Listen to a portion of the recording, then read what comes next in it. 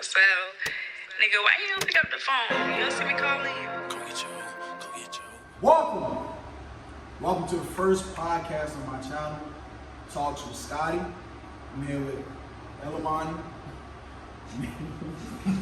Yeah, don't fucking say it. Don't fucking say it. But I had to stop because I wanted to say it so bad. Say it. I I'm wanted to. gonna go with kids, son. Tariq, one melody. Oh my God. All right. Oh my God. Welcome to the first podcast on my channel, Talkz with Scotty. I'm here with elnomany, also known as Tariq, but not the real elnomany.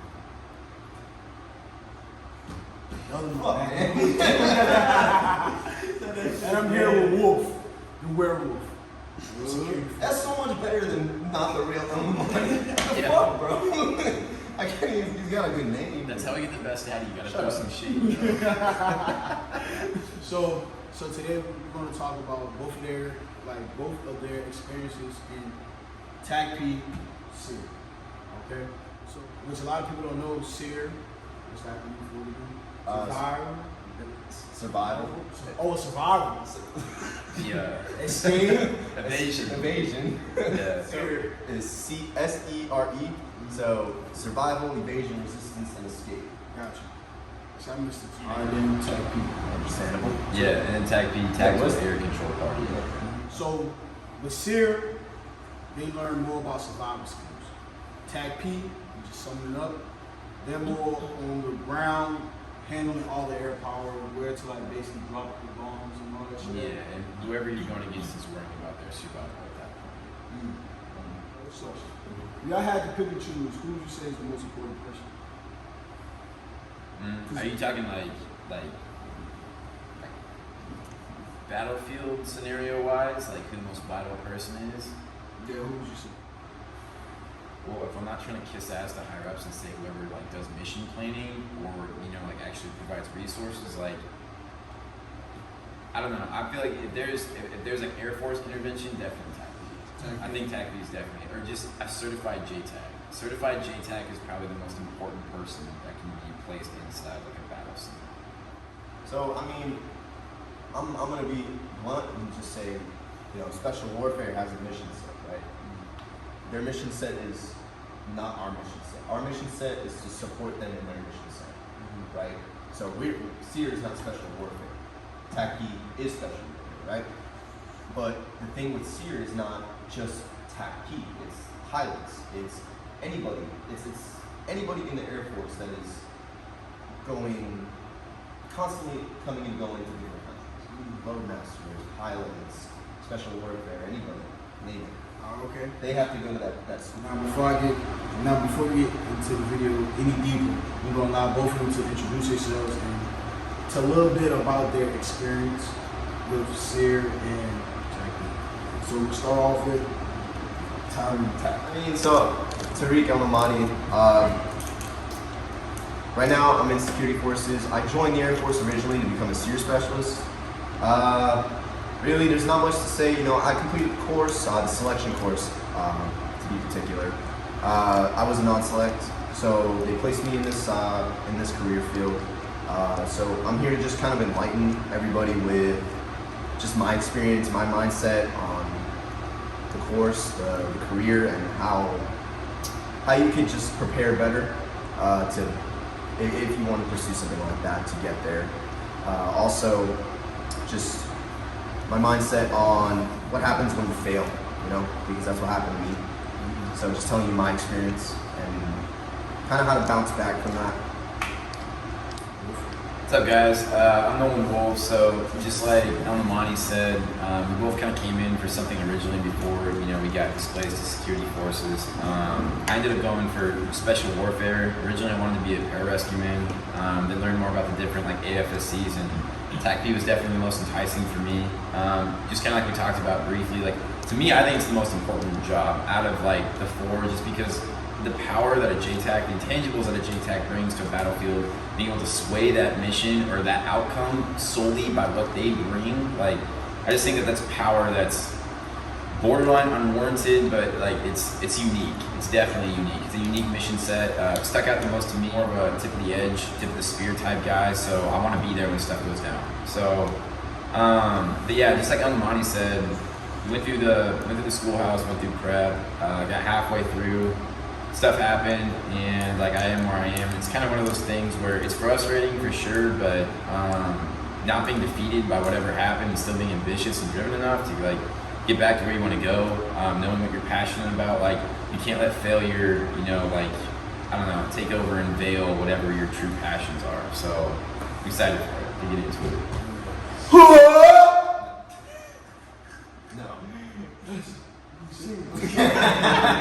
Two class 23-year-old alpha.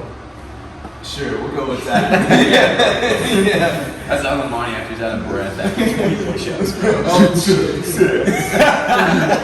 What y'all think? I actually have you go like whatever your flight was, so you'd be split into 1 of 4 flights. So you'll go like mine was eagle flight, so you go like eagle flight, TAC-P, gun ho, and then you hold it until the cadre, you know, or like you can get up off your face. So you got special forces. That's Special warfare. Special. Okay. So I never understood that. So special forces, the whole thing. That's Army. Army Special Forces. Like Army is like every single like military branch has like a higher up, like a higher echelon as far as like being an operator. For us, it's Special Warfare. Army is Special Forces. You'll have like Navy's like SEALs, and Marines. You have like Marines is different. You have like MARSOC, which came in to play like 2005, 2006, but then you also have like Recon, right? Yeah, you have Recon Marine Raiders. So like there's kind of isn't really under the same umbrella, I guess, from what I've understood. It kind of branches out a little bit, but yeah, Special Warfare is like our little distinction, or at least like what we were in. So I heard PJ. That's a hard thing too. They're all element thing, man. I mean, you hear about the PJs a lot because I mean they're the most iconic of the Air Force, but they don't talk about the TAC-Ps. They don't talk about. There's a lot of guys' stories that just go unheard. I mean, like PJs, like they're definitely monumental because they're a bridge in any type of mission set. So like you talk about like SERE and EOD being kind of like support like roles. Like PJs are guys that like their mission starts like once stuff actually goes down. I mean, they have support roles where they'll be gunners like on aircraft, fixed wing, rotary wing, or they'll be plugged in and they'll be just like anybody else, like laying 8 down range. But you know, PJs are like the same guys that say like Marcus Luttrell. You have PJs that do like a lot of cool things. It's like things are, I don't know, they're able to happen because of like the role that they played. So I don't know. You start to respect like the guys though, where you find out like more about them like once you get in the course, or you start to like dive a little deeper. And there are a lot of unsung heroes. That's kind of the sad part about like the military is a lot of guys don't get love. Like it's not really a job that some people might join, you know, to get like clout or rapport or a reputation, but like it's not a good thing to go after because it's likely not going to happen unless you want to be like a commissioned officer and then retire a colonel or something like that, and you know have badges on you, like whatever. So different people have different ambitions, sure. Unsung heroes, man. Like that's like that reminded me of David Goggins because David Goggins, you know, he talks a lot about like his time going for PJ. How afraid he was of the water, but what he. I don't think he mentions in his book, I'd have to go back, but he was actually going for TAC-P as well.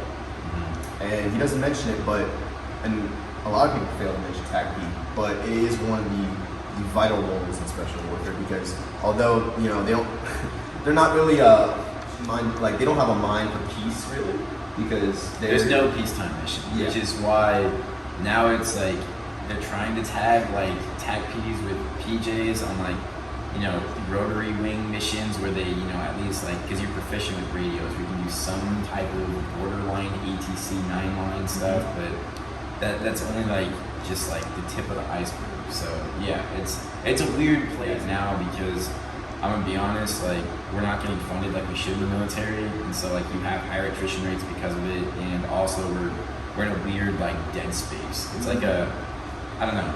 We just pulled out of like, you know, Afghanistan, and we're probably gonna be back. More than likely we're gonna be back. There's stuff always happening in Africa, and then you have near peer enemies like Russia and, you know, maybe China. You never know how this stuff's gonna happen. So I don't know. It's a weird place to like be in the military right now if you're going for like one of those positions.